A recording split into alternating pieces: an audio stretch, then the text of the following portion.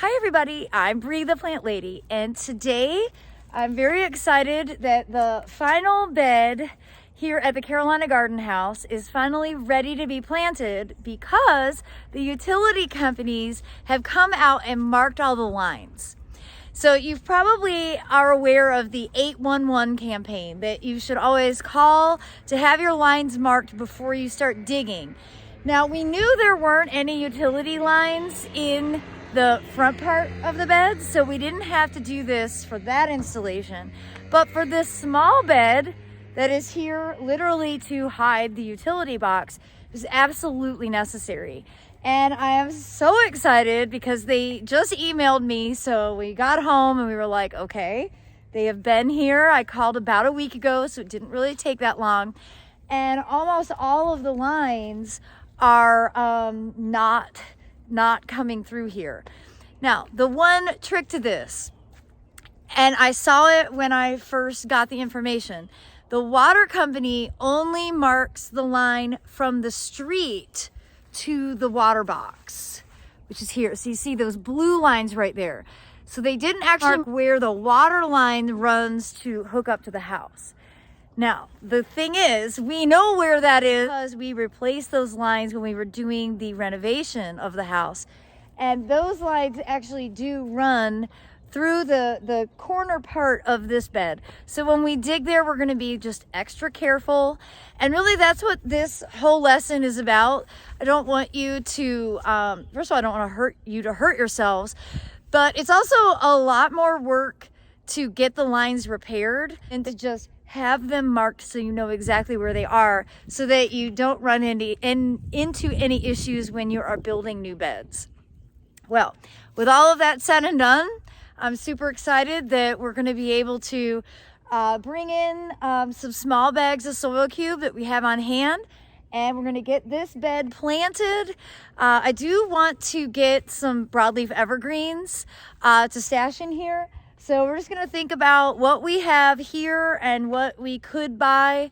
And, well, we'll officially have this section finished. So stay tuned for our progress. All right, so as I evaluate this bed, we have a couple of things we have to do. First of all, we need to dig out this section where the sod cutter didn't really remove the roots of the centipede turf. And I don't have the evergreens for here. I'm gonna do at least one wax myrtle, probably where this pot is. And I definitely want to keep all of the tiger eye sumac in here. So that's this one from First Editions. And it's a really extraordinary plant that spreads, like it runs pretty easily. So I was wanting to keep it all three planted here so to be a really like dynamic display. Probably don't need to have cephalanthus or that willow out here. So I'm going to pull those. And to be perfectly honest, I can't remember what this plant is. It's some sort of viburnum, but I don't think we need that here. And I've got one pawpaw that has some dieback on it. And of course, to actually get fruited pawpaws, you need two different varieties. I am going to go ahead and keep this pawpaw out here. And I just need to keep my eyes peeled for another one so that I can plant it out here. They'll cross-pollinate and we'll actually get fruit. Just like the sumac, pawpaws run. They spread really vigorously. And I always recommend when planting pawpaws, do it in an area where you're going to be mowing adjacent so that you can kind of keep those suckers at bay. Same thing goes with the sumac. So, yeah, we're going to go ahead and remove the plants we don't need. We will go ahead and keep these ornamental grasses. I think this is Panicum Virgatum Shenandoah. That'll get kind of 2.5, 3 foot tall. Just be a nice kind of edge plant. And we are going to bring in some soil cube just for the area where we're actually digging the holes. We're not going to cover the entire bed with it. We would if I had more seed, but I don't have more seed, so we won't. All right, and so just to reiterate, what we are growing in here in Fuquay-Varina, North Carolina, is pure sand. There's literally no organic matter in this whatsoever. It's like really wet beach sand. Is how I describe it. And we have a really high water table here, so the groundwater actually, it comes from underneath. It's hydrologic pressure, which causes our sand to be extra wet. Not all year, primarily just in the winter. We have really wet soil conditions in the winter time here. So you can see I dug holes. Some of them aren't as deep as maybe some people would make them. I would rather the plants be a little bit high, a little bit above grade, to prevent them from potentially drowning. That's why most of the beds are actually raised using soil cube. Of course, because this is native plants, we're not trying to make it super rich, because that'll make the plants grow too fast and cause us a lot of maintenance. And yes, we are planting a lot, because that's what I do. I don't have an excuse, it's just how I do it. And we have left a spot here and there for wax myrtles, and yes, wax myrtles get absolutely enormous, but remember, the goal of this is to block that ugly faded green box. And honestly, long term, if we have to make this bed bigger, or the wax myrtles make it so that grass dies, that is of no consequence whatsoever. We did put this bed in this spot so that there is enough width to be able to go between the bed and the box with a lawnmower, just for the sake of ease of mowing. I think this is going to look really nice with the 3 Tiger Eye sumac, because that's bright chartreuse and they get the most incredible fall color. And Aiden did find some seeds that I had just bought. In fact, yeah, bring those packages over here. I compulsively bought some seeds last week from Johnny's. So we've got green mist Emmy, which is kind of like a carrot. We have Dara, Daucus carota, which is actually a carrot. And we've got Pacific Apricot Beauty Calendula. And usually I would say calendula, we should wait until March, but you know what? We're going to do it now. Okay. We're just going to go ahead and, I'm putting your face on here. We're going to go ahead and mix the soil cube. This is the traditional soil cube, what I always call black magic.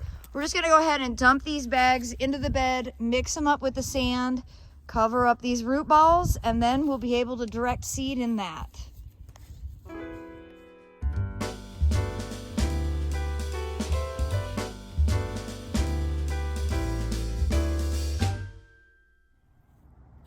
And just to give you a close-up view of what that sand and soil cube looks like together, I was just saying, if I was seed, I would definitely want to live in this bed. That is a nice mix. You know, the soil cube definitely adds the necessary organic matter. So we do have mulch for this bed. The thing is, I think all of these seeds can be covered. They're not as sensitive as poppies. So we're going to go ahead and throw the seeds down, and then we're going to use this wonderful ground aged pine bark and do just probably an inch layering. And then this bed is officially finished. And we can go ahead and pull all the flags that the utility people put out today. So grateful that 811 works as efficiently as it does. And remember, always call 811 when you are looking at digging in areas where you may have power lines or really lines of any kind. Because, like, you know, the cable line is notorious for being like barely an inch under the surface. And it's a huge hassle to cut through and have to get all that fixed. 811 exists for a reason, and I am here to encourage you to utilize it. It's a free service that really just gives you an incredible peace of mind. We didn't come across any utilities when we were digging, But I did dig very carefully using the mattock, where I have a lot of control over each stroke instead of using a shovel. But I'm really glad that we delayed planting this until the lines got drawn. And again, it took, I don't even know if it's even been a full week. So it was a very efficient process. So there's really no excuse to not take advantage of the 811. Okay, so let's do green mist. I don't know. I don't think it matters. Let's just toss them anywhere.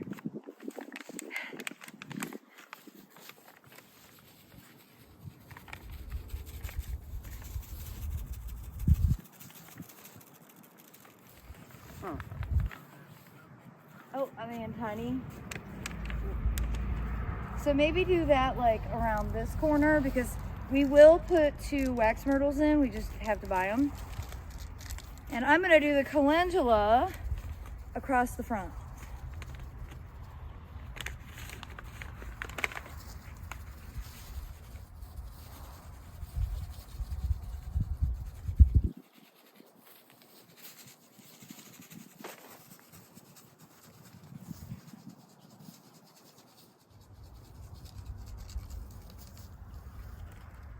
Okay. Just a little plug for Johnny's. They have really great varieties of seed. They fulfill the orders really fast, and well, you know I'm a seed addict. We didn't actually need seeds to go into this bed. I just can't help myself.